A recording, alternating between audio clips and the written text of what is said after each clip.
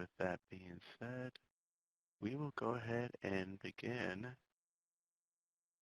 today's webinar. Thank you all for completing the poll there. I appreciate you all for doing that. All right. So let's go ahead and get started here. All right. So hello and welcome everyone to today's webinar, Protecting Youth from Gangs on Social Media. My name is William Moore, and I'm with OJJDP's National Training and Technical Assistance Center. And as your technical host, I would like to take a couple of minutes to discuss a few features of the Adobe Connect webinar platform and provide a few announcements to keep in mind. Please note that today's webinar is brought to you by our colleagues at the National Gang Center. If you'd like to get in contact with the National Gang Center, their contact information is available on this slide. Also note that this event is being recorded and our webinar will be linked to our YouTube page.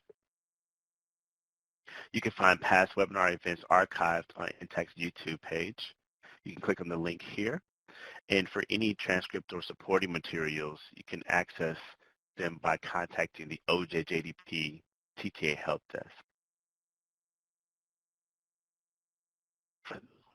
Download a copy of important documents and resources related to today's webinar. You may do so by locating the handouts pod directly above the chat area. Here, you will find the webinar PowerPoint and an FAQ for webinar participants that will likely address any technical related questions. Simply click on the name of the file and then click the download button.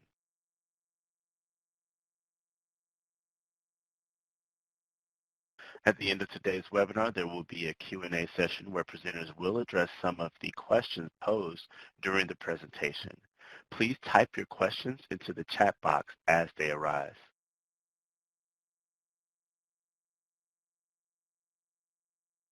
Now, if you all could, please help us count.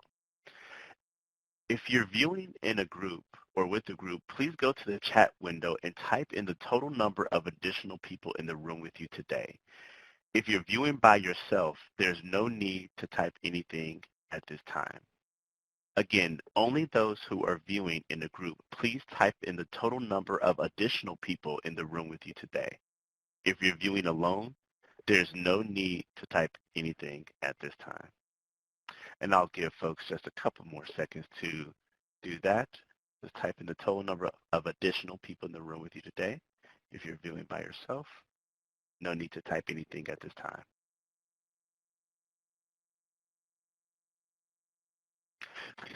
Following today's webinar, attendees will receive a certificate of attendance.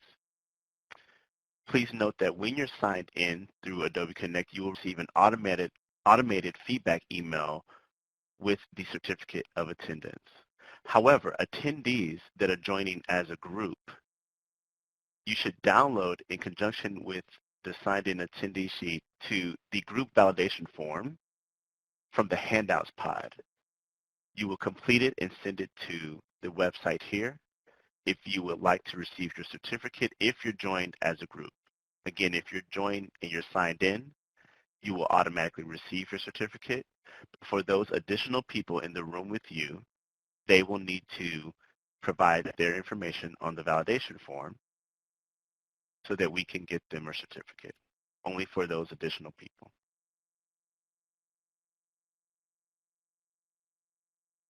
And then after today's webinar, please note that we will have an online evaluation where we would appreciate individuals to please provide your feedback for today's webinar and today's presentation. So that being said, I'd like to turn it over to our moderator, Steffi Rapp, to take us away. Thank you, Steffi. Thank you, William. Again, my name is Steffi Rapp with the Office of Juvenile Justice and Delinquency Prevention within the Special Victims and Violent Offenders Division. On behalf of OJJDP, I would like to welcome you all and thank you for taking time out of your schedules to join us for today's discussion on the intersection of gangs and social media.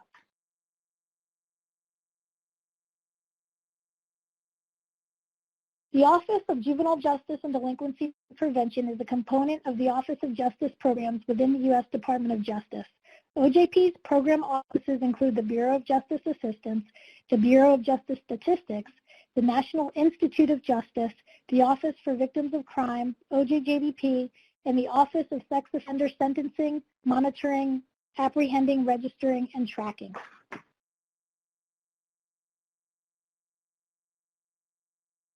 At OJJDP, we envision a nation where our children are free from crime and violence, and if they come into contact with the justice system, the contact should be both just and beneficial to them. By supporting states, local communities, and tribal jurisdictions in your efforts to develop and implement effective programs for juveniles, our office strives to strengthen the juvenile justice system's efforts to protect public safety, hold offenders accountable, and provide services that address the needs of youth and their families. OJJDP funds a suite of gang programs to include the Youth Gang Intervention Diversion Program to change community members' attitudes regarding violence, provide youth with alternatives to gang membership, and educate them about the risks of gang involvement. The Youth Gang Suppression Program to help communities gather and share data about their gang problems so they can develop effective responses to and sustain reductions in youth violence. The Supporting Victims of Gang Violence Program to help service providers identify, treat, and seek justice for victims. And this year, we're funding a solicitation on comprehensive anti-gang programs for youth. With funding support from OJJDP, the National Gang Center, managed by the Institute for Intergovernmental Research, has provided national leadership, coordination, and resources to help communities prevent and respond to gang violence. I thank the great staff at the National Gang Center, especially Mina Harris, for their dedication in preparing today's webinar. Today's webinar will focus on how gangs are using social media to recruit youth and carry out illegal activity, how you can better identify threats and protect youth from gang recruitment and victimization, and also it will provide resources for your social media safety programming. Now it's my great pleasure to introduce today's panel of subject matter experts. Their full bios are also located in the handout section of this webinar. Retired Chief of Police Sean Baldwin is a Senior Research Associate with the Institute for Intergovernmental Research's Youth and Community Justice Programs Group and supports the National Gang Center with law enforcement, anti-gang training, and technical assistance. Mr. Baldwin served 25 years as a law enforcement officer in Fort Pierce, Florida, serving his last 9 years as Chief of Police. Mr. Baldwin holds a master's degree in Criminal Justice Administration from Lynn University. Heather Mundell is a sergeant at the Polk County Sheriff's Office in Winter Haven, Florida. She's a 19-year veteran and was assigned to the Homeland Security Intelligence Section from 2005 to 2016. During that time, she assisted in more than 20 online operations, tracked suspects using social media, and provided reviews of new mobile applications to determine their usefulness to law enforcement. In 2016, she was promoted to sergeant and has supervised the intelligence section, which encompassed detectives with the FBI Safe Streets Task Force and patrol operations. Sergeant Mundell holds a Bachelor's of Science degree in Business Administration from Barry University. I will now turn it over to these two great experts. Awesome. Thank you, Steffi. So again, my name is Sean Baldwin, and I work with the National Gang Center. And on behalf of the Gang Center, I want to welcome you. It's awesome to see so many people that are online with us here today that have an interest in protecting our youth from gangs on social media.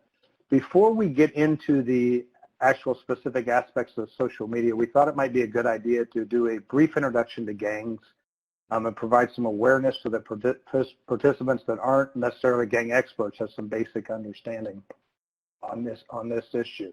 So if you'll allow me, I'm going to move on and do that now. So the first question is, what is a gang?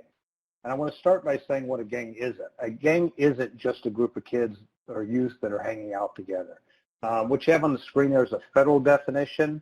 Almost every state in the nation now has statutes regarding gangs and gang recruiting, and most include a definition of what a gang is.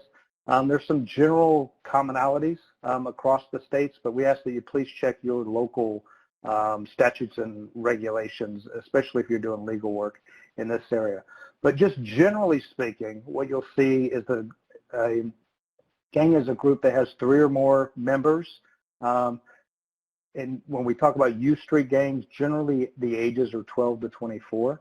The members share an identity, typically linked to a gang name or common symbols. There's an element of fear, of intimidation that comes along with that, and that impacts communities greatly. The members normally view themselves as a gang.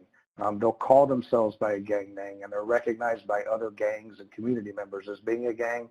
And really critical point in this definition is that the group exists to commit criminal activity. So normally we see a higher level of criminal activity around gangs, and oftentimes that includes violent crime. So that's sort of a general description of what a gang is. So let's talk a little bit about the impact of gangs.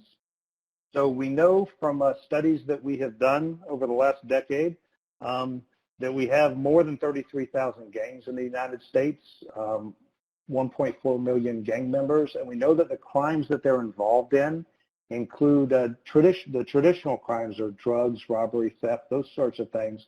But we also know that gangs here lately are involved in some emerging crimes, and those crimes include human trafficking, fraud, and identity theft. And we'll talk about how gangs are using social media to advance those crimes as we go through the presentation.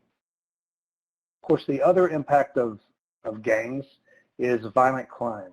In 2011, there was a study called the National Gang Threat Assessment, and agencies from across the nation submitted responses to this survey.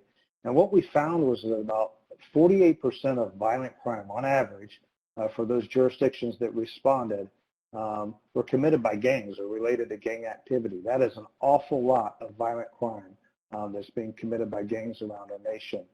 Some jurisdictions reported that as much as 90% of their violent crime came from gangs.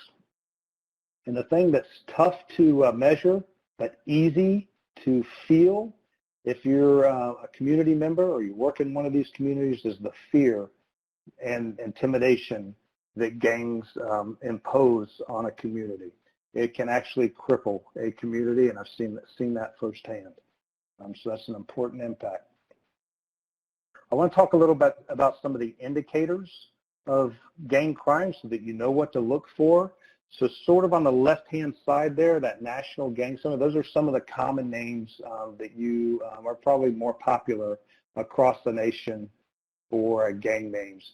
Blood, Crips, 18th Street, Vice Lords, Folk Nation, People Nation, and those differ depending on where you're at in the country, and unfortunately there's hundreds more names that go along with that. I want to spend a little bit of time talking about the local gangs and what you see. Of course, you'll hear Bloods and Crips. You may hear, for instance, I'm from Fort Pierce, the city of the Fort Pierce Bloods or the Lincoln Park Bloods, or they'll put something in front of Bloods, Crips, or one of the more nationally recognized gangs. Doesn't necessarily mean that they're directly associated with those national organizations, but some of them do like the notoriety of using those names. The other thing that we'll see that's very common is they'll use the name of a street. So they'll call themselves the 10th Street or the Green Street Gang. We also see West Side or East Side, North Side Boys, and then you could replace that with Thugs, Gang, Mob, Nation, and Family. But don't think that these are the only way the gangs name themselves. We just got back from doing some training in Las Vegas a couple of months ago, and we heard that some of their gangs were naming themselves after parks or school districts and using the, instead of calling themselves a gang, they're calling themselves a movement. But they're definitely meeting the definition of gang in terms of their criminal activity. So that's what you may see in terms of gang names. I want to talk about some of the signs and symbols and graffiti that gangs use. So gangs use graffiti to mark their territory. They'll use it to brag about their reputation or mourn fallen friends and even threaten or challenge other rival gangs. In many ways, this graffiti is the social media of the streets. So youth are engaging in graffiti, may have spray paint, white tip markers, sketchbooks, and so forth in their possession. They may also have paint on their clothing or backpacks from overspray. But I want to warn you that there are some individuals that exist, we call them graffiti artists or taggers, that have nothing to do with gangs, but still use graffiti. So don't just make sure that you're not confusing that just because somebody's doing graffiti, that doesn't necessarily mean that they're gang members. So in terms of symbols and numbers and marks, they have really special significance in the gang culture.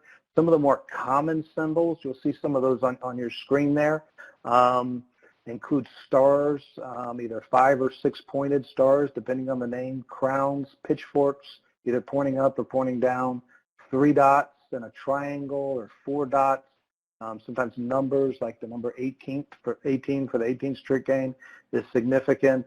So if you're working with youth or you're a teacher, you may actually see these signs and symbols on notebooks, for instance. You'll see a couple of examples on the screen there of what, if you could see the whole thing, you'd recognize that as a gang Bible that actually has their secret codes, their rules, their anthems, and so forth that are written down, their secret codes that they use. Some gangs have different symbols that they use to communicate. So you can find those in those things. So if you see those sorts of things in your classroom or in your child's backpack, that's definitely something that can cause some concern. So the other thing is the signs or signals. So almost all gangs have a special hand sign or signal. Sometimes they'll actually spell out their gang name, like the Bloods or the Crips, or they'll have some other type of hand signal that they'll use. So you'll see all of this on social media posts as they're representing their affiliation, which is a big reason for a lot of the posts. So if you're seeing these signs and symbols, some of it's very local, so I can't say that a star necessarily means this on one side of the country and the same thing on the other side of the country. Our advice is always that you contact local law enforcement. Most that are working in communities that have gangs have gang units or gang analysts, and school resources officers are a great resource to get specific help with analyzing what these signs may mean. So some other indicators are colors and clothing. Colors are really meaningful to gangs. Gang members will dress in a specific way to identify themselves and identify their gang or their set or their clique, or sometimes called a crew. Could include bandanas that are worn. I think people have seen those. Certain colors that wear all red, they'll stay away from other colors. And sports jerseys are pretty common in some jurisdictions, either for a particular number or a particular color in terms of representing. But again, just because somebody's wearing a color doesn't necessarily mean that they're a gang member. I would be concerned with youth when they start wearing only one particular color. They avoid other colors completely, and their dress is coupled with other indicators that we've shared here. I would be concerned if I saw a child that was wearing the same color on every social media post that they're posting, because what they're doing there is representing most likely. So tattoos also are particularly important to gangs. You'll see all those same signs and symbols, abbreviations for gang names, and we've actually seen paintings, if you will, tattooed on gang members that actually represent crime scene sketches and crimes or murders that they have committed. It's very difficult to interpret those types of tattoos, but look for those. The easy things are the crowns, the diamonds, the pitchforks, and then of course the initials, like you'll see one there says MS-13, which is obviously a dangerous gang that we'd watch out for. So before we get to Sergeant Mendel, who's our expert in social media, I sort of wanted to give you an overview and just look at some of the research and broader picture of how gangs are using social media. So we know that gangs are highly active on social media. At one point, there was sort of a myth that maybe gangs weren't so active, they weren't sophisticated enough, or they didn't have access to the technology, and that certainly just isn't true. Some more recent research is showing us that about 82% of gang members use the internet, about 71% are active on social media. About 20% actually admitted in one study that their gang actually operates a website or a specific social media page. That's about 5 years ago. I think that number would go up now if we did the same survey. What I want to stress to you here is those numbers are about the same as everyday, non-gang members. So we see, and particularly with youth, we see about the same involvement in internet and social media use as we do with non-gang members. So that myth that I talked about in the beginning there is completely untrue. So the other thing that we've watched is what platforms that gangs are using on social media. Now this goes back to 2015, and I think Sergeant Mandela is going to tell you that all of this now is changing, sometimes weekly, depending on the newest and the latest and the greatest platform. But you can get an idea here that in 2015, Facebook was the #1 platform, YouTube, Instagram, Twitter, Snapchat, Google, Flickr. Of course, there's some that didn't exist back then that you won't see on this. But the point is that gangs are definitely using every platform that's available to them. So I want to talk about how gangs use social media, just sort of in general, and then we'll give you some specific examples as we go through the rest of the presentation. So gangs will use social media to recruit members. They'll use it to communicate with one another, to target rivals, and to carry out crime, and then to thwart law enforcement, with their secret codes and so forth that they think that we can't figure out. So let's talk a little bit about recruiting gang members. So there's two types of recruiting that will go on social media. One is direct recruiting, where we'll see a direct message where somebody is actually asking a non-gang member to join their gang, or the other way around, a non-gang member is asking if they can join a gang. We've actually seen text messages where gang members say, give me $150 and I'll bring you up under me and you can be a legit whatever gang member. But I want you to know that most of the recruiting is probably not that direct. What I'm saying is you're probably not going to see posted on Facebook or Instagram a members wanted ad for gangs, because most gang members know that recruiting is a crime. In some jurisdictions it's a felony to recruit, and it's very visible when they're recruiting that way. So they know that we can see that. Most of the recruiting is more indirect.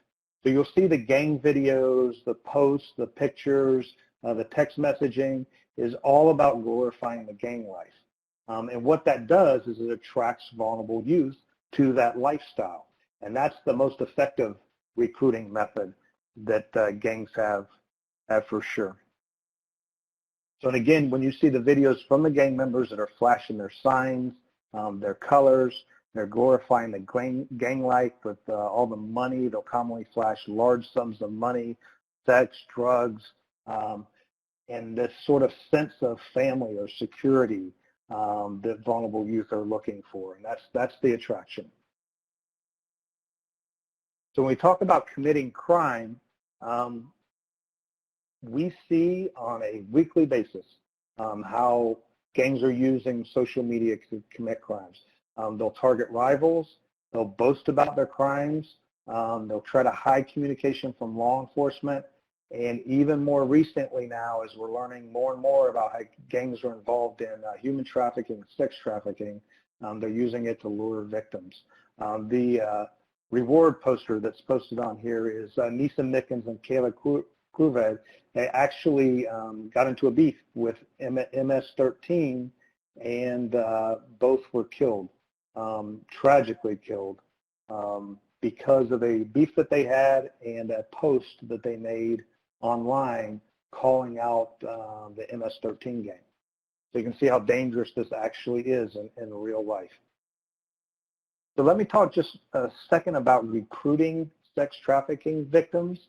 We know that gangs are directly involved in sex trafficking, and they're involved because they're motivated by very high profits, and they have a perception that it's lower risk. In other words, it's lower risk than standing out on the corner and selling drugs in an open air type of drug market or peddling guns and that kind of stuff. I think they have the impression that maybe the police are paying more attention to that type of activity and not as much attention to the sex trafficking, which makes it lower risk for them.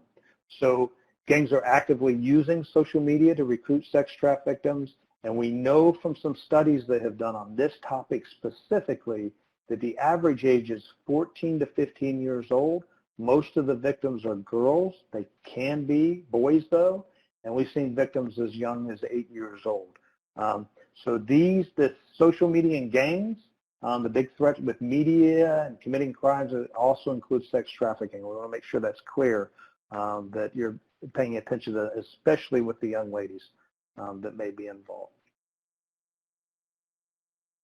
So with that, I'm going to turn it over to our social media expert, Heather Mundell, who actually teaches a class for us on this topic to law enforcement officers all over the nation, and she is the person that we call when we need help. So Heather, if you'd take it away.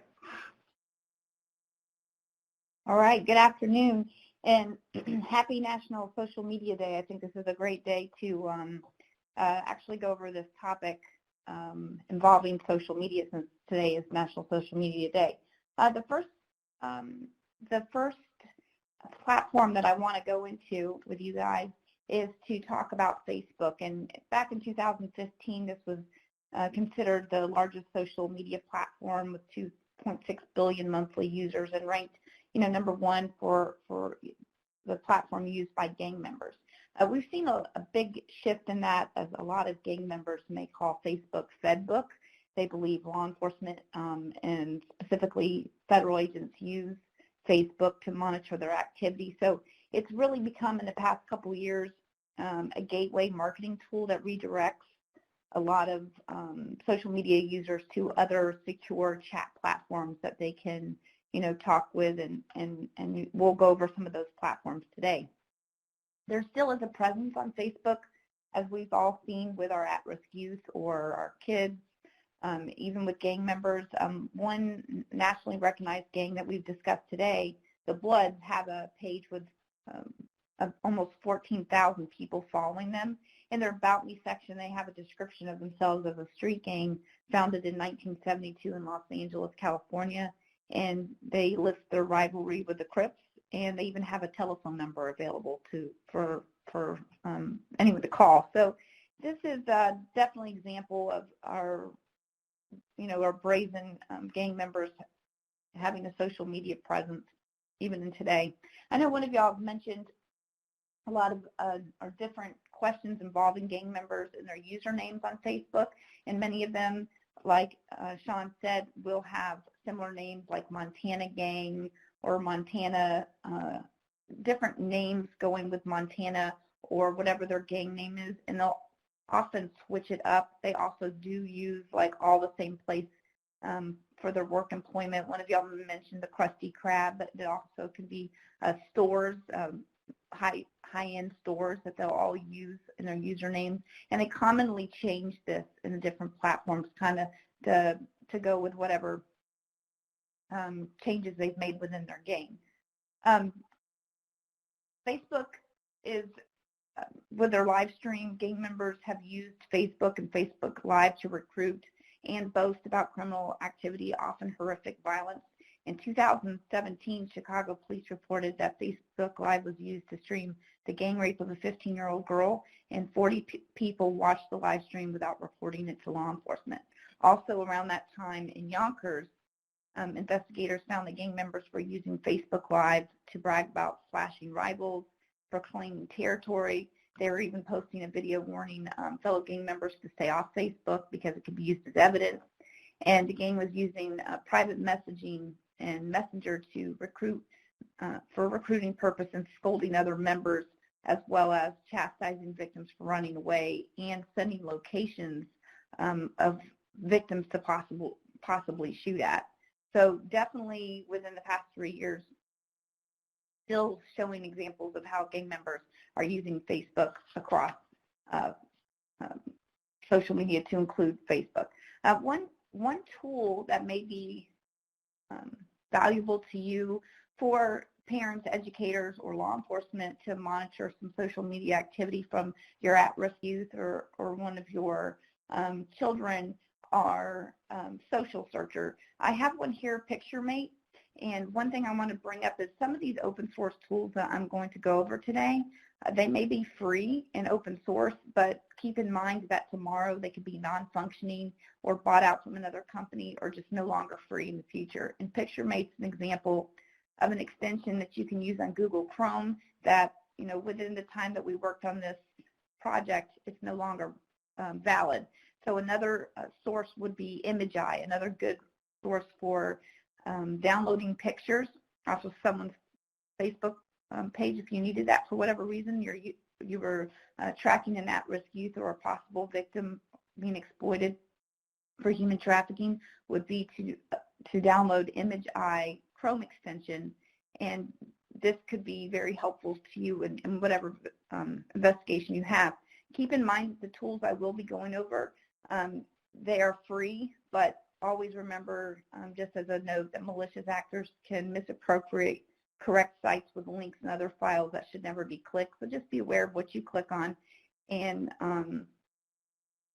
keep in mind that Social Searcher, the other tool I'm providing here, is basically a real-time search engine that you could use for as an educator, Leo, or social worker, in which you can search by a word, a username, or even a current trend word such as crypt, which we've mentioned several times today, and it will give you different search results, most always things that are posted on public.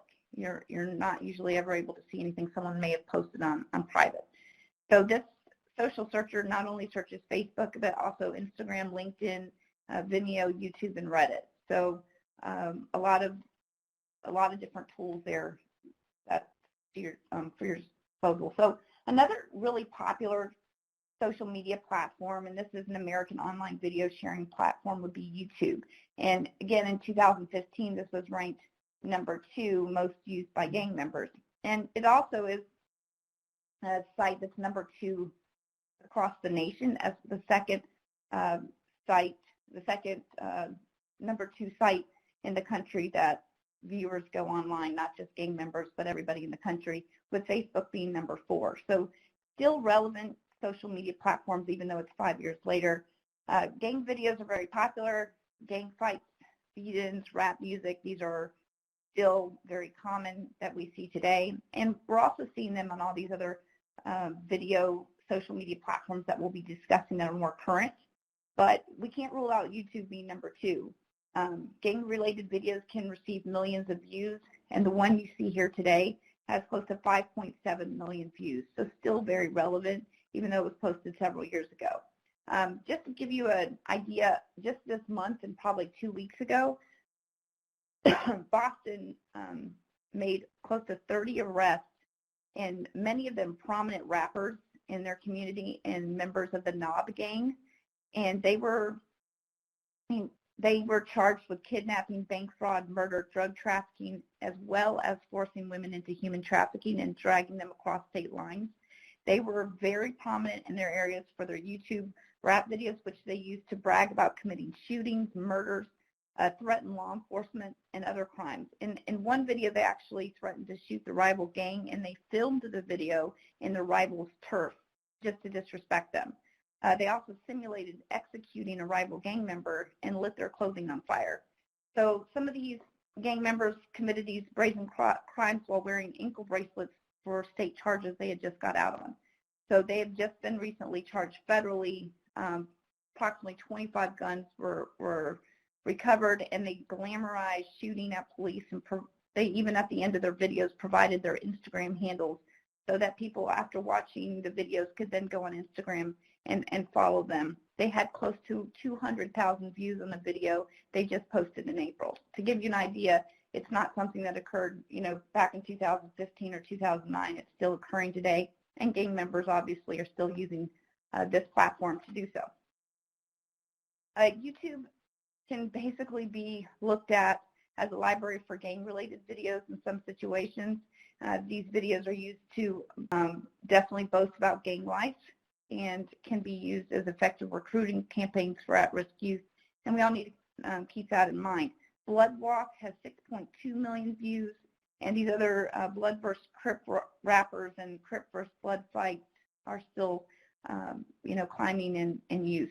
So the goal for many of youth today is to go viral, whether it be on YouTube, whether it be on TikTok, Instagram, or IG, Snapchat. They want to go viral, and the more views they can get, the better. And these platforms are important for that. And it's also important to make sure that you're following the prominent gang members and their rap videos in your local community, as it tends to give you an idea of the current trends involving, they may join a hybrid gang, or they could be warning of inciting violence with their rivals. They may change colors from, say, black to yellow. So it's a good idea to keep to follow the local rappers in your area. Within the videos, maybe warnings that in some of the videos you'll see they'll actually put a warning that says the firearms used in this video are props only, but when you watch the video they do not appear to be props, but a lot of times they do that so as to deter any possible law enforcement action.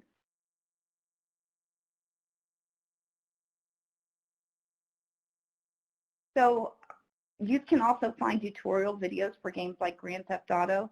These are still popular games for youth today that can simulate gang life, and there's instructional videos still on this platform that shows how to engage in gang war, recruit gang members, and also lead a gang. And still very popular with close to 1.5 million views on the Bloods versus Crips war.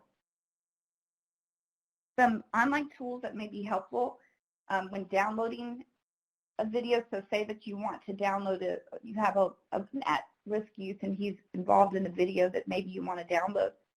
These are tools that if you copy the link within YouTube and paste it into these free open source sites, it'll allow you to download it. Keep in mind if there's some restriction copyright laws for if it's a popular mainstream artist and you may be trying to copy and download that. It's not really created for that, but most of your local gang members posting on videos do not have copyright restrictions. So those are available in case you think they may take it down and they're simulating a crime, or there may be evidence in the YouTube video. Also, there's also on YouTube, there's in the settings of the video, you can choose to turn on the subtitles, and that will auto-generate English lyrics for you or whatever language you have, and that might help you see what they're saying while they're doing the rap video. Keep in mind, because it's auto-generated, you may need a human to review it for correction, but it kind of gives you an idea of what is being said during the video and could be helpful. Another social media platform, this is more of a photo sharing network. To give you some stats, it's the third most used by gang members in 2015, and I would dare to say it's still very, very popular with youth. This is dubbed more engaging than Snapchat and Facebook, and has 1 billion monthly active users. If you have an at-risk youth or a person that you're tracking, even your child, keep in mind that many of those photos or videos that they post, even stories, have the capability of being saved in their album section on their phone. So even if it does disappear or get deleted, there's the possibility when they downloaded it that they allowed some of the pictures to be saved in their albums, so that if you ever need it, you may want to review that for any possible exploitation or any possible criminal activities. Homicides and shootings have been linked in the U.S. and beyond to single Instagram posts where money was flashed or other coveted items by gang members. That's been increasing. Stories are very popular, not just with Instagram, but they're also very popular with Facebook. Who owns Instagram? And you've been seeing at the top of several of these social media platforms, these circles, and they have red at the top. And what happens is many people will post real-time photos Not always. You can upload an old one or an old video, but most people are posting real-time photos in those stories, and then they disappear within 12 hours. Unless that person decides to save that story as a highlight, it will disappear after 24 hours. So it's important that if you have a gang that you may be tracking, check their story. A lot of people have looked in their posts and said, I didn't see anything. I didn't see any shootings on there, and they didn't realize that you had to actually go to the story and see some of the criminal content there. This is becoming super popular with most social networking sites. Instagram also has IGTV or Instagram TV, which is a standalone app for iPhone, iOS, and Android. Most of the time, if your video is less than 60 seconds, it can go right onto Instagram, which you can view. But if it's longer than that, this is becoming more of a YouTube substitute in a competition for TikTok. But if it's longer than 60 seconds and can go up to 10 minutes, it will usually go to the IGTV standalone app. And these are getting more and more popular that we're seeing kids are using today, youth are using today. In 2017, Detroit police found where there was actually a hit list on Instagram where there was a potential of 10 targets. 7 of those targets listed were shot and 4 were killed. Also, the next year following that, and this kind of depicts exploitation in the fashion industry, but you had an Instagram star and a Colombian model who was arrested for running an international gang-involved sex trafficking ring where 250 to 400 underage girls from poor neighborhoods and broken homes were being targeted and told they could be possibly become models, and they were then became victims of human trafficking, tattooed and branded.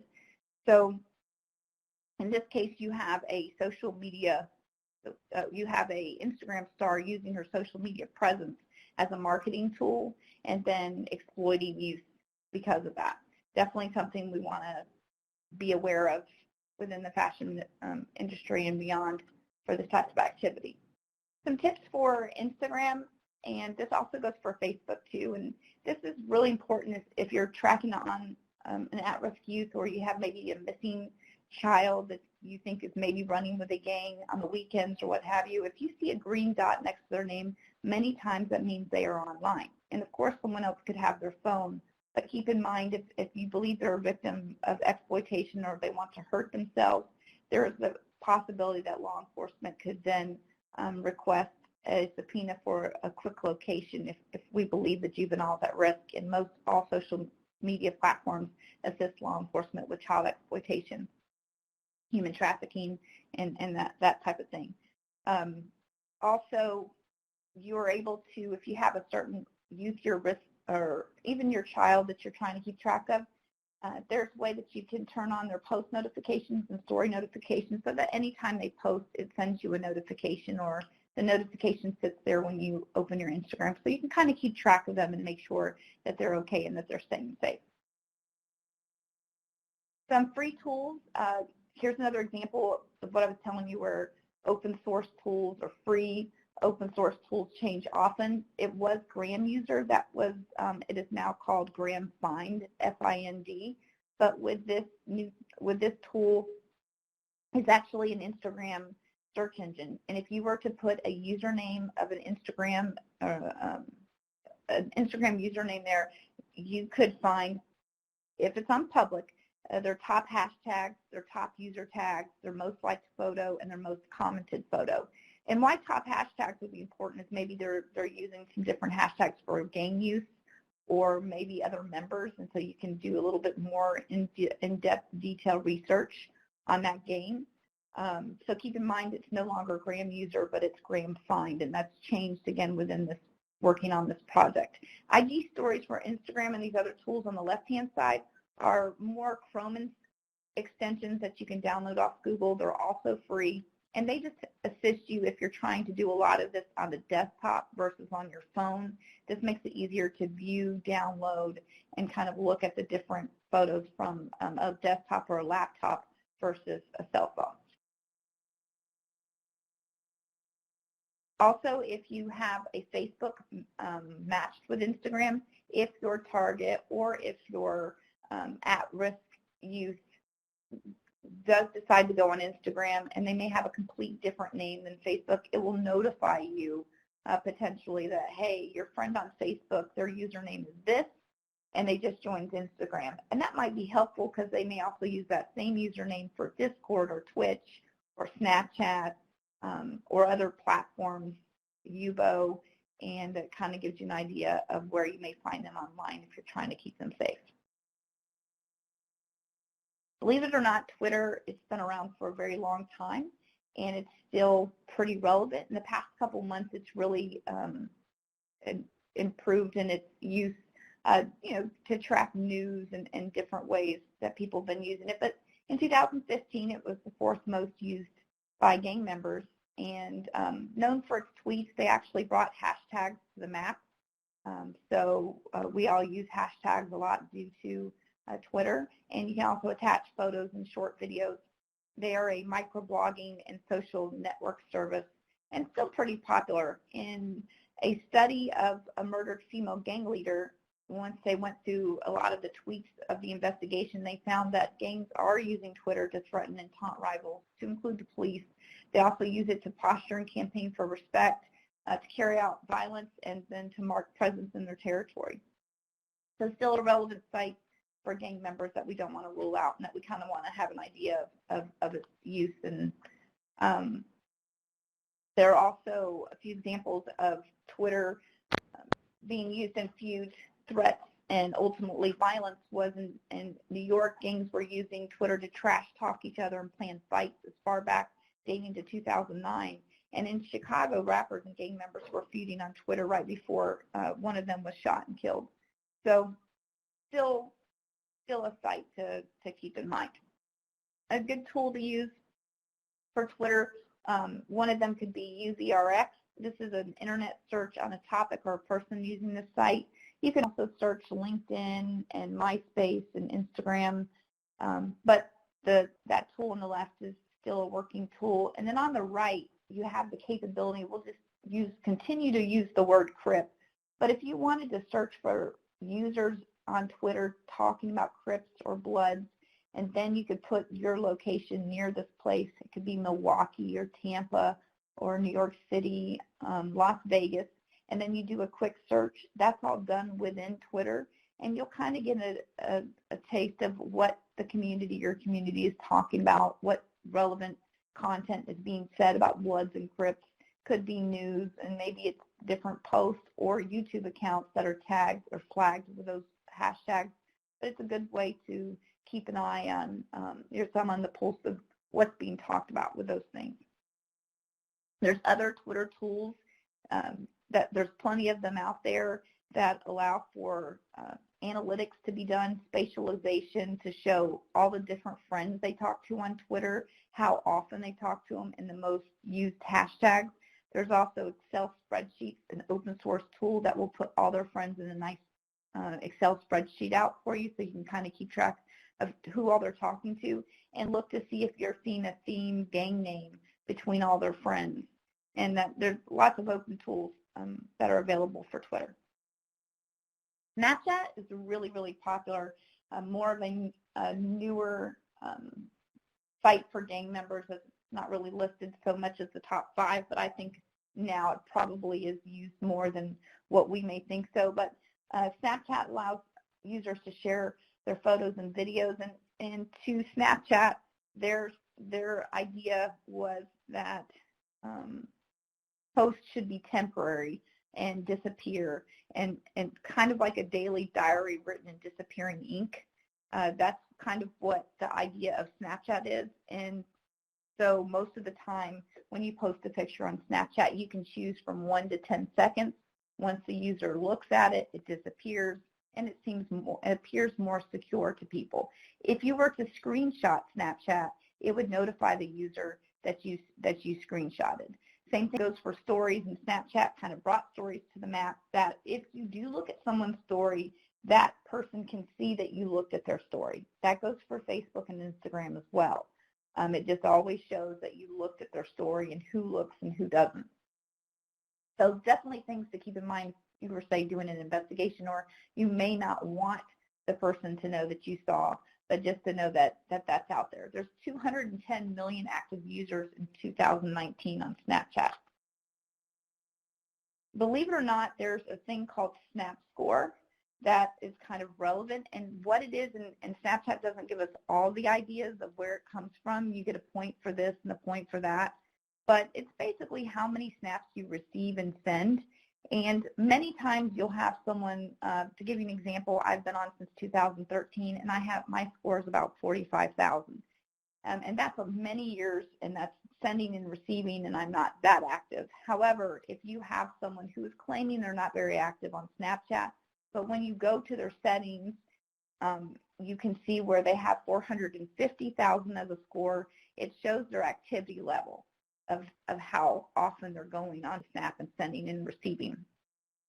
They're also sometimes not on mine because I haven't provided my date of birth, but they also provide an astrological sign, which if you're trying to get a possible date of birth or around that time, that could be helpful to you. The emojis on the right within Snapchat text are very important too, because if you're trying to see who the #1 person is that your user is talking to, it will always be with a heart. That is the #1 person they talk to, and that could be important if you're investigating some type of case, or if you're trying to track your at-risk youth, either a recruiting gang member or maybe possibly even a human trafficker. The emojis with the glasses in Snapchat means it's the people they communicate with, possibly the second most other than the heart.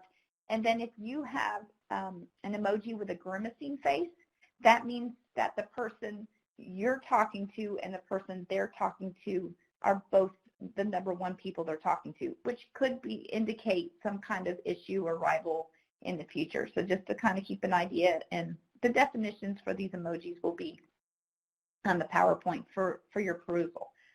Snapchat streaks, you may have heard of these too. You'll see the one 730 at the top. That means that for 730 straight days, that person has communicated with another, either sending a photo or a video, and the other person has sent them a photo or a video 730 straight days. If you miss a single day, you lose your entire streak. Lose the streak, lose the friend, and it's still very popular with youth of keeping that streak up. Even many times if they go on vacation where there's no phone use or whatever, they will have a friend log into their account on Snapchat and send a picture for them so they do not lose their streak. That's very important to some youth. There's also the capability for geo groups and within Snapchat, so that you can post a geographical post, say within a mall, to try to attract potential human trafficking victims. You can also do a custom story where only some people can see it, or you can just do a private story where instead of posting your story where everybody on your Snapchat account can see it, it just goes to a certain amount of people or within a certain geographical area. Snap Maps were introduced in 2017. In fact, within the last 2 weeks, they've rolled out the new Happening Now feature, which Snap Maps are a little easier to find on Snapchat, but if someone posts something publicly, you can see snaps from around the world. You can go onto a desktop and just type in Snap Map and it will take you there, or you could look at it within the app. And again, you'll only be able to see posts people allow publicly for people to view, but we have viewed people selling, using narcotics, showing firearms, that type of thing, and they were located on Snap Maps. And I know our agency's actually done search warrants and recovered stolen firearms and a large amount of narcotics and cash from people just showcasing themselves open source on a Snap Map. If you do download the app and you do go into the map sections, it's going to ask how you want your locations to be seen. Make sure you go into ghost mode, allowing no one to see your location. However, I know last week we actually used Snap Maps to find a missing endangered girl who had been run away, and we thought she was being exploited. And so we had a friend look up her location, had her as a friend on Snapchat, looked on Snap Maps, and she just happened to have her location turned on. She didn't realize she needed it in ghost mode, and we were able to recover her just last week. So still a valuable tool to keep in mind that you can use. The stories, when people post stories, if this can be gang members or at-risk youth even, that they can include links to their social media accounts. They can tag friends. You can check in a location, sort of like Facebook used to. That also goes for Instagram as well. Also, people have used one Snapchat account to send people to a second one, or they've used these shout-out accounts where they have a rival person and they ask everybody to send nefarious or inappropriate content, pictures, or just to harass someone, and they provide a handle of Snapchat, and so everybody goes and sends them photos, and then that victim has no idea where they got 30,000 pictures coming from. Just some tips is be careful and realize that when you take a screenshot, you see at the top where it shows Orlando Magician, that person's being indicated that they were screenshotted, and you can usually see which user screenshotted you. Also keep in mind that Snapchat users do have the option to keep their photos in their album section. Some of them save them, or some of them choose to lock them down to where only they can see them within their account. It's a lot of options that Snapchat users make, and each person could be different. In a recent case, we found where a gang member was actually posting photos and videos of possible runaways, juvenile runaways, and he would say that he had new girls, and he would post this on his Facebook page, and he would ask people to log in on live stream later that night to see the new girls and within the attempt to pimp them out. Once they would go on live stream, he would kind of give like a sort of a quick view of the girl, and then encourage everybody to go to Snapchat, because he knew if he did any nudity on Facebook live stream, they monitor it and would take it down. So he would then use Facebook to point them all to another Snapchat account, which is then where he would go and advertise the girl. So many times Facebook is still being used as a pointer tool to these other social media sites. TikTok is something that we have definitely used a lot of since January. It's increased 1.65 billion downloads in January, which is really amazing since it's been around for a little bit. There's a new family lock feature that does allow parents to control some of the content. It's highly based on algorithm. The concern too would be that exploiters can view minors' videos, comment, message them, reply to them, and they can even download the kids' video right to their phone if, when they upload it, they allow users to download. So that would definitely be a concern. And then, as with anything else, traffickers could recruit on this platform like we've seen them do on almost all the other ones.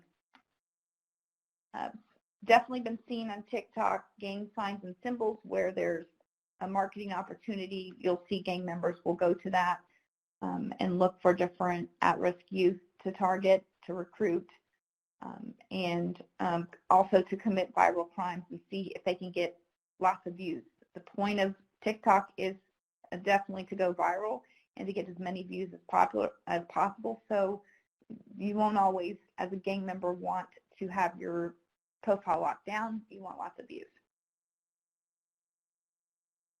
This tool is an open source tool that's like a TikTok web viewer, and you can browse users, you can follow hashtags, stats, and it has a lot of other things that, may be a good tool for you to use.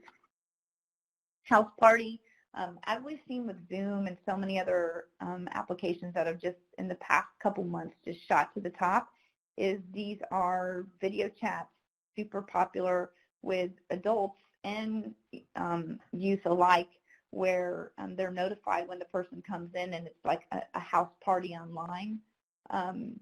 Keep in mind that all these platforms can be used for nefarious purposes to harm children, to exploit children for human trafficking purposes. So even though the name says Houseparty, it sounds like a fun app, we all know that it can be used for nefarious purposes as well.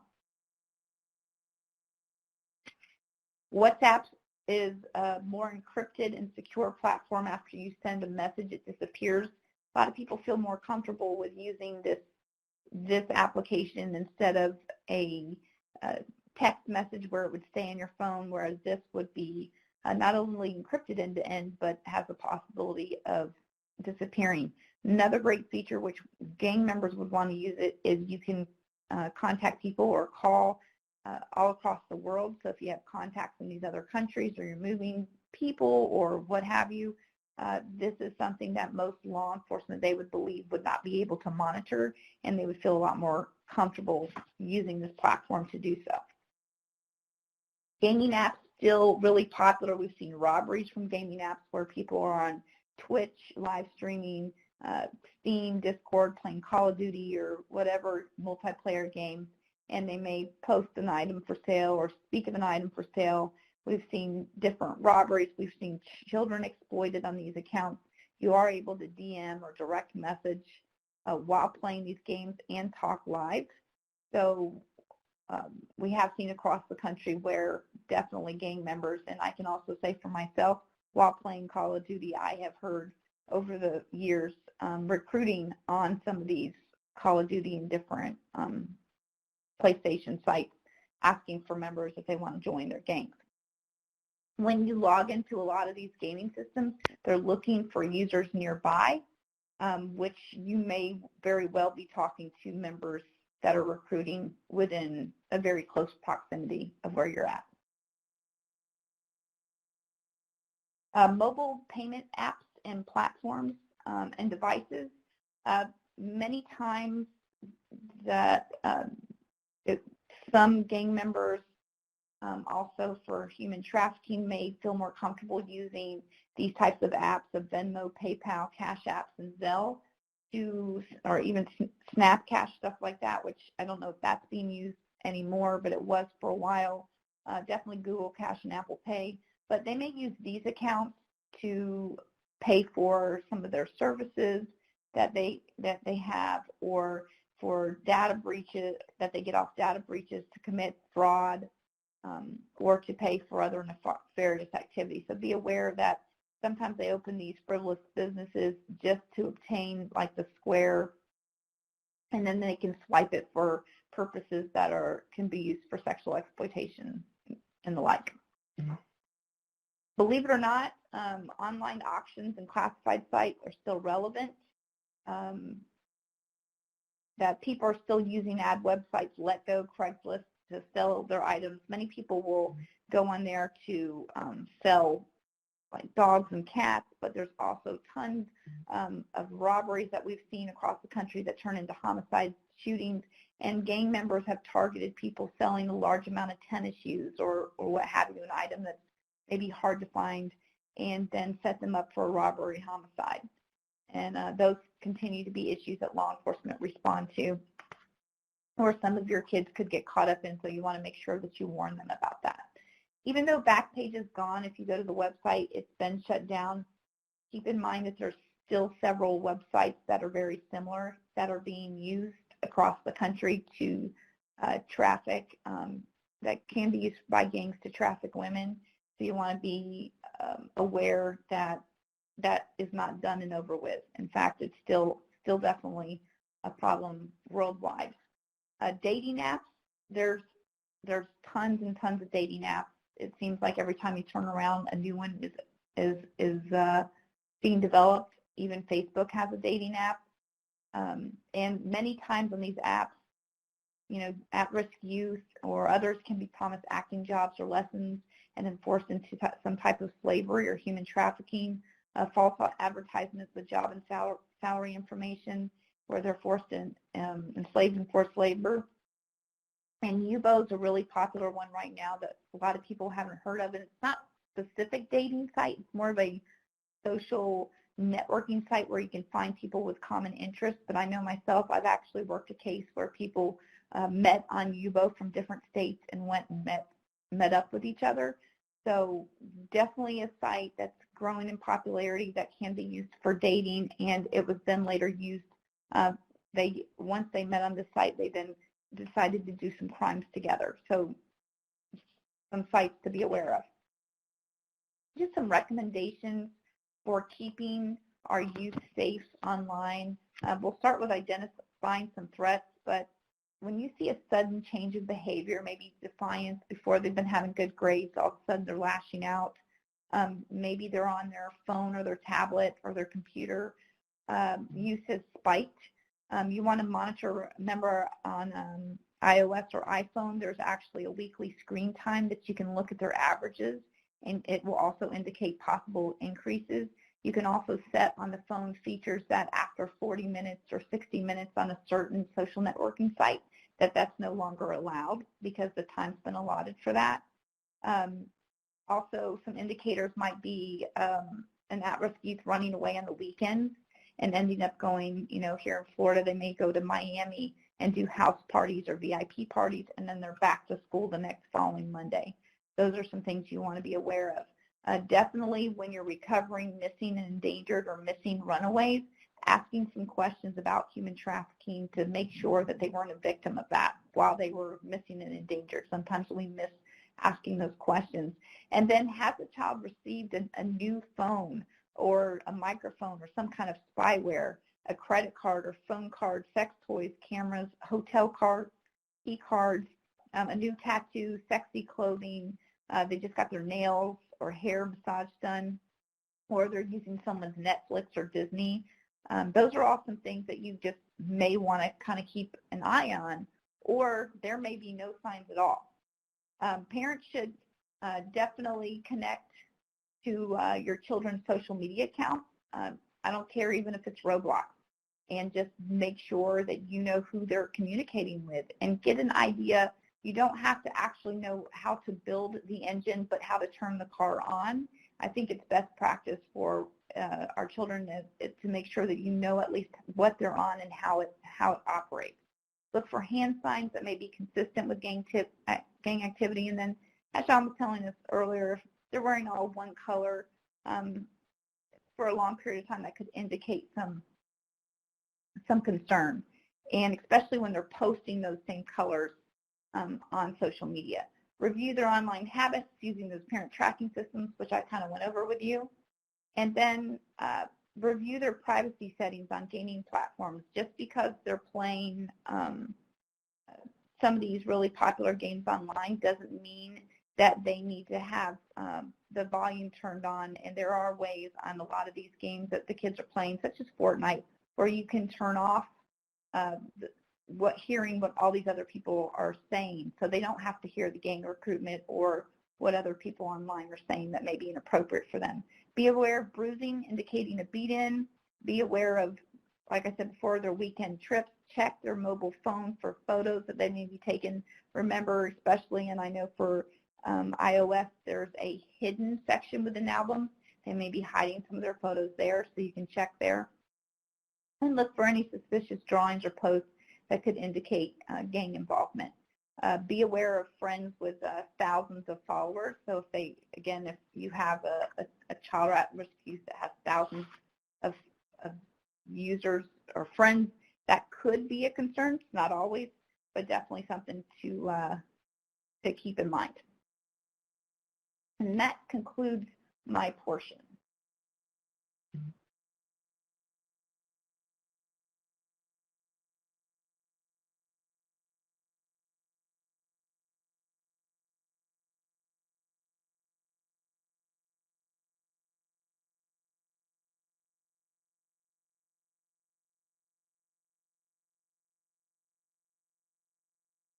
Sean, if you're speaking right now, you may be on mute.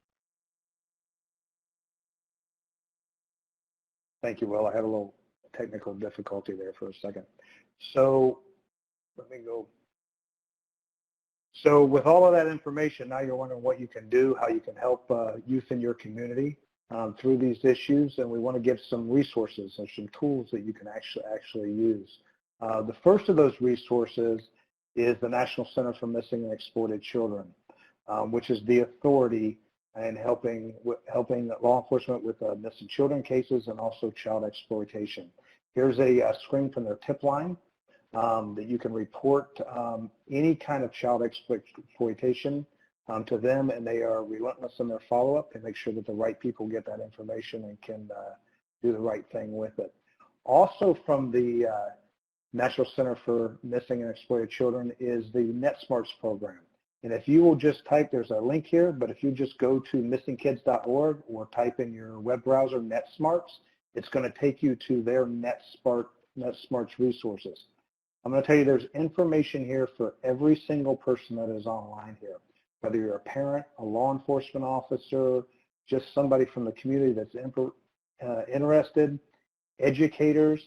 There are PowerPoint presentations, there are videos, there's interactive, actually they have a website for young kids, an interactive website. There's tip sheets for parents, for kids.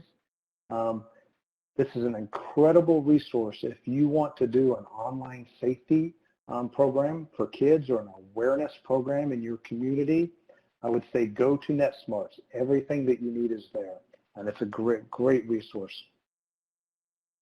A similar resource is Connect Safely, and they have just a wealth of information there also. They have videos. They actually have family contracts that families can use to develop a contract between the parents and the kids about how social media is going to be used, things like what's going to be reported to parents when they see it. They have teacher guides, and they have guides for parents on almost all of the platforms, even the newer platforms that are appearing almost weekly, so parents can get a real succinct sort of overview of what the platform's about and how it's used. So some other resources are the platforms themselves. You know, we spent a lot of time talking today about the bad things that are happening on all these platforms, but the reality is that sites like Facebook and Instagram are used by people that are not gang members every day, millions and millions of people, and these gang members are actually misusing these platforms. So these platforms realize that. They understand that there's some danger when their platforms are used improperly. So most of them have done a lot of work to create a safety center, a privacy and safety center. If you'll go to facebook.com/safety, there's all kinds of resources there for parents or for educators that guide you on how to use that resource safely. So I wanted to point out that these platforms are working proactively to try to keep their users safe. So also, same thing with the service providers. So everybody that connects to the internet is connecting through a service provider. Some of the more common ones here, at least in our area, Sprint, AT&T, Comcast, Verizon, and there's hundreds of others across the country. These are just examples. For instance, Verizon has a Smart Family program that you can go there and actually they'll make you aware of the tools and the settings that you can have on your device and on children's devices so that you can keep them safe online. That's a great resource, especially for parents. So we talked about the relationship between gangs, social media, and human trafficking. And I'm telling you that is an emerging concern that the National Gang Center has gotten involved in just even recently. And I'll tell you about some of those resources. But if you're having an issue where you suspect human trafficking is an issue, especially for law enforcement, OJJDP maintains this resource listing for all the programs that they have regarding human trafficking. So that is another great resource, especially for law enforcement officers. Another tremendous resource is the National Human Trafficking Hotline. They have the 800 number, 888. You can text, live chat for anybody that is a victim of human trafficking, or if you suspect that somebody is a victim of human trafficking. Regardless of age, you can call that hotline. You can not only report it, but you can also get assistance there. They have people that can help get others out of that situation. It's also a great site for data and information and research about human trafficking if you're working on those types of educational activities. Finally, the National Gang Center, which is our website that we maintain to help all of you that are working in communities that are impacted by gangs.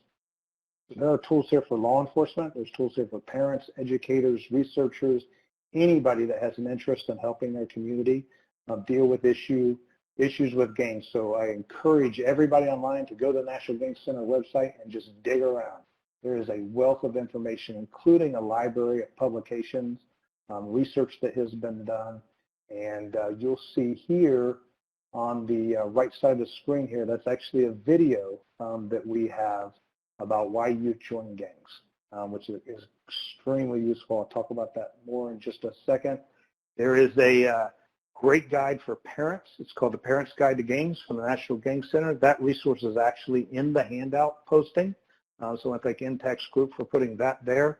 And you can also get it online at our website. It is a great resource, not only for parents, that educates them on the issues with gangs and kids, but also for law enforcement officers, social workers, teachers, anybody that needs to have a discussion with a parent about the possibility of their child being involved in a gang. This is a great resource, completely free. Just go online and download it. With the discussion about human trafficking and the relationship with gangs, a couple of months ago, we did a similar webinar to this, specifically on gangs and human trafficking. So I'd invite anybody that has an interest in that and wants to learn a little bit more is to go to our website.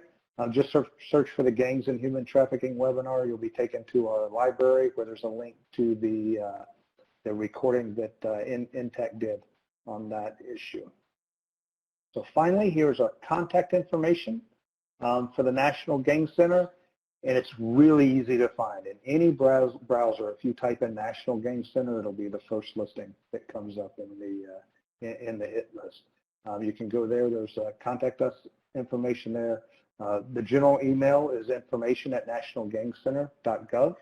We also encourage you to follow us on our Twitter account for information. But again, a lot of resources there, and we are absolutely here to help. So now that takes us to our question and answer portion of the show, and I've got a couple things that I want to do just to sort of. We've seen some questions coming in through the chat. We received some questions sort of in advance as you were registering, so we're not going to get to the hundreds and hundreds of questions that we had. But we're going to try to get to the ones that we think are maybe most helpful. And if there's something that we don't answer for you that you really need an answer for, use that contact with the National Gang Center, and we'll do everything that we can to help you. So the first question I'm sort of going to answer myself because it involves law enforcement officers. So for the law enforcement officers that are online with us today or are listening in the future to the recording, a question is, how can law enforcement officers get more detailed information about the tools that are available for social media investigations? As Sergeant Mundell said during her presentation, is that all the tools that we're sharing right now are open source tools. Okay, they're available to the public. They're available to anyone. Obviously, we can't get into a lot of detail about the tactical or the covert nature of social media investigations, but we have help for you. If you are a law enforcement officer or law enforcement official, probation officer that needs to do these types of investigations, if you will just send us an email from your department's email address to information@nationalgangcenter.gov, we will point you to those resources that you need, and we're happy to help you with that. So, Sergeant Mondell, are you on with me now? Yes. Awesome. We have got a great question that I think is really relevant at this point. So have you seen, or is there a danger of more exposure or risk to children in this COVID-19 environment when we're online more and more? What would your response be to that? Well, I can just say that I've been following this since obviously March, and there have been so many pieces of work being posted across the country and then notified to law enforcement that they have seen an increase in human trafficking and indicators of human trafficking since COVID-19 has occurred. And I haven't seen it in my personal community an increase, but it's definitely something that's been talked about across the country by law enforcement officials. Just because you have more people at home with less things to do and a lot more potential for at-risk youth for sure. Okay, so next question for you, Heather. A lot of questions about how gangs use emojis and other symbols in social media to communicate. How does somebody that's monitoring this activity know what these emojis mean? Well, it's really hard to tell on some ways and easier on others. We've known that the Crips may use the two thumbs up, one forward, one backwards, to make their symbol. We've also had the gas symbol where, they may be looking for some type of narcotics. For bank runs, many times they may use a credit card with a man running and, a money bag and stuff like that to indicate they want one of their members to go run a bank run. And there was a New York Post I think it was New York Post did an op-ed on it last year, how gang members were possibly using emojis. But it depends on the different gangs and how they use them. So one emoji may mean something completely different to another group, and that's where, kind of getting in there and asking those questions and maybe getting more intel for your specific group would be helpful with those emojis. There's also been a couple questions, if I may, that people have asked about the people viewing the Facebook live stream video when the gang rape occurred several years ago and whether or not they were prosecuted. John, do you want me to go into that? Yeah, go ahead. Yeah, please. Okay. I'm not exactly sure if those specifically 40 viewers were charged at that time, as that was another agency's case. However, in my experience with prosecuting people that had viewed a crime online and not reported it, I have not seen a lot of success with that. Because then you would potentially have to charge 40 people from across different states with viewing something and not reporting a crime, and not really being aware to put them behind the computer or the phone. Were they really watching at the time, or did they just have it playing in the background? And then who actually had their phone at the time when it was being viewed would have to probably be proved, and that would sort of be maybe a tough case for prosecutors, just to throw that out there. Also, several of y'all have been so helpful and wrote some different things about Snapchat that you can do, like the heart doesn't always mean it's the number one person you're talking to. And of course, in general, that is the case. But there are cases where you can kind of fudge things around to throw people off.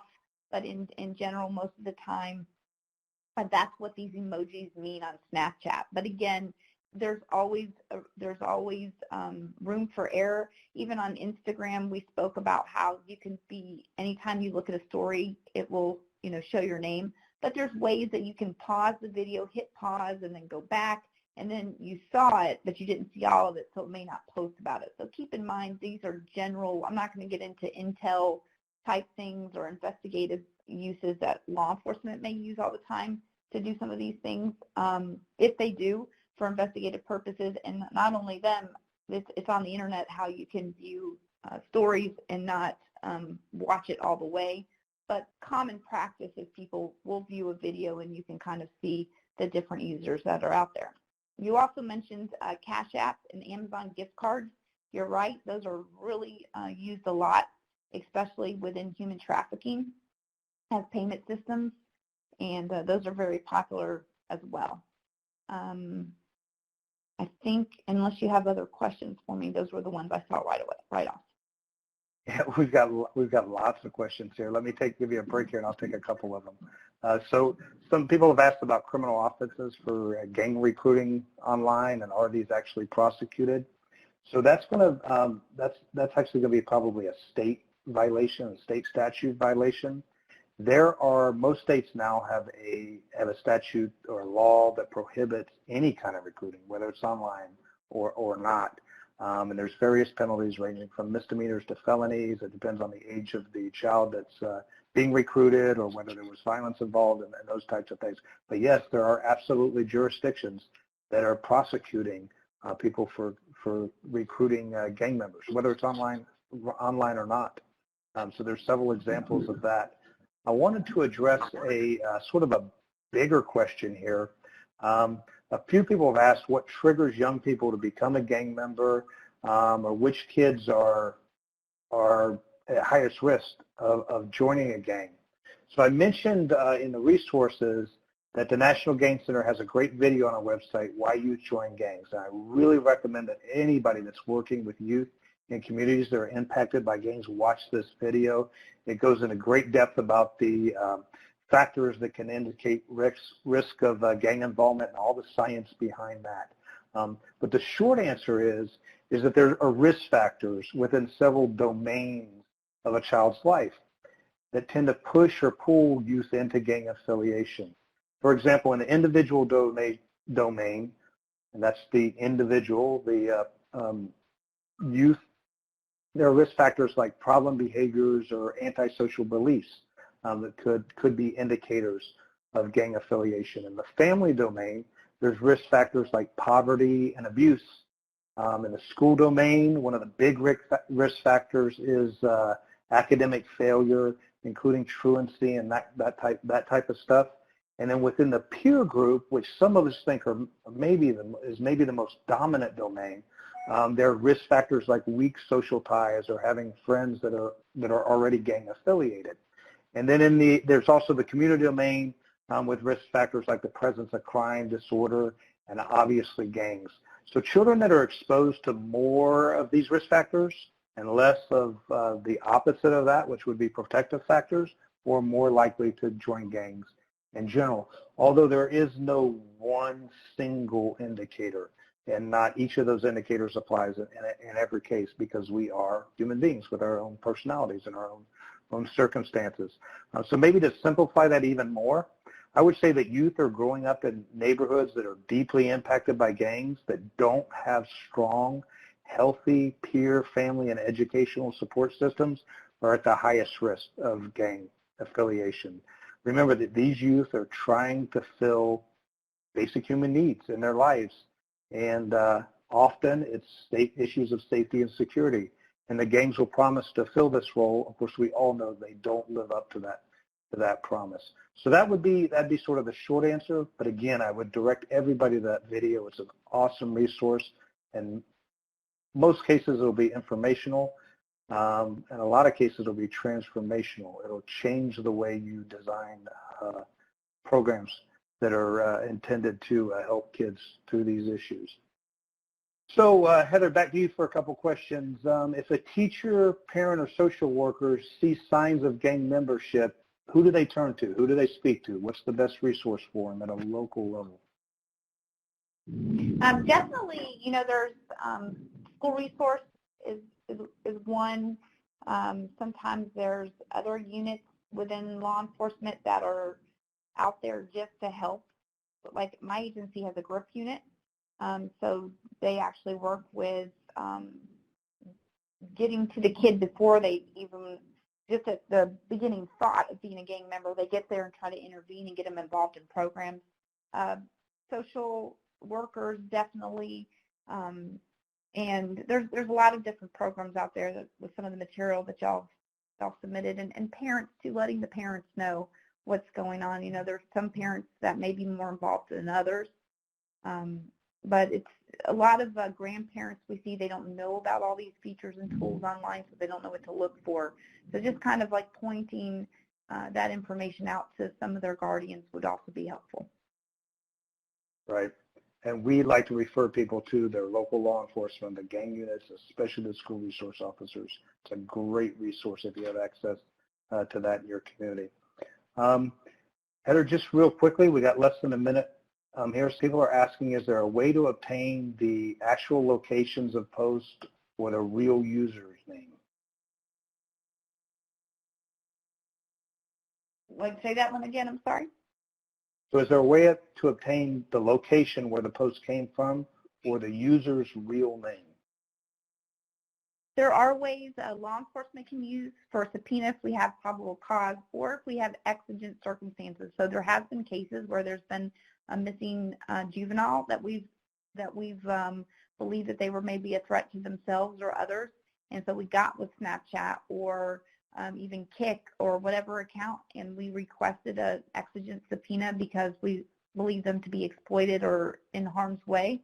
And they did provide us with information once we sent them the request for their location. And for a username, there's some tools that you can use, but many times some people's cell phone number is linked to their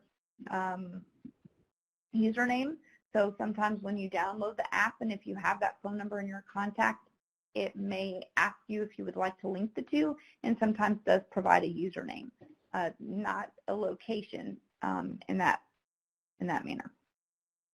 I hope that answers your Awesome. Thank you, question. Heather, for your help here, especially over your expertise. We appreciate that. We're going to close it up. I'm going to hand it back to Will so he can take us through the conclusion. Thank you all.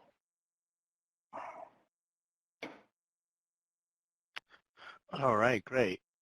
Thank you very much, Sean and Heather, and thank you to our audience for joining us for today's webinar. We're going to wrap up just with a couple of quick housekeeping items to go over. Please note that if you would like to get in contact with OJJDP NTTAC, you may do so by going through the link on this slide, or you can sign up for our TTA listserv. Also, be sure to like us on Facebook at OJJDP TTA. If you'd like to get in contact with OJJDP, you may do so by making a phone call at the number to the help desk located here, or you can send an email to ojjdptta@usdoj.gov. Also, you can sign up for the OJJDP Justice listserv to get the latest and greatest about upcoming events. Do you have a training or technical assistance need? Well, if so, you can submit a request for help via the OJJDP TTA 360 platform. The link to access that platform is located here. Please note, as we stated before and also in our chat, that this webinar is being recorded and will be available on NTTAC's YouTube page, where you can access the transcript or even supporting documents and materials by contacting the OJJDP TTA Help Desk. Please take a moment to review this disclaimer.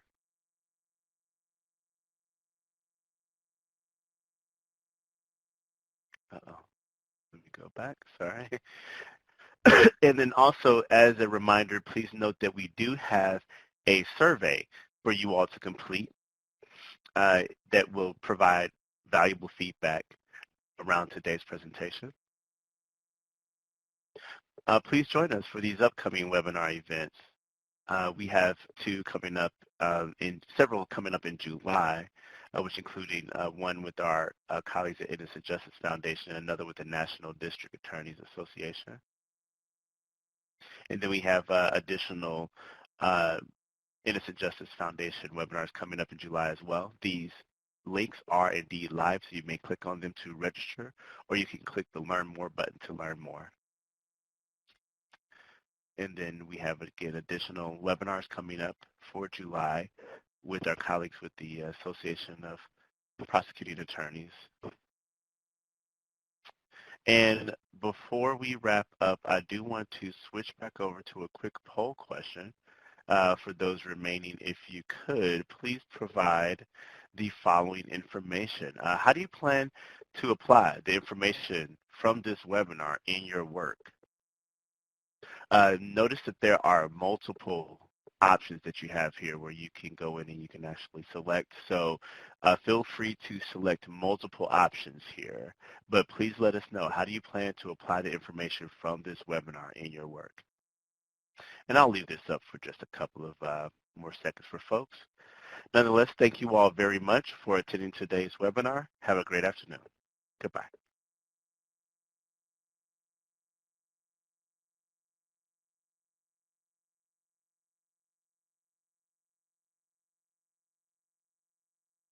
Host has left the meeting, so at this time, the meeting will come to an end.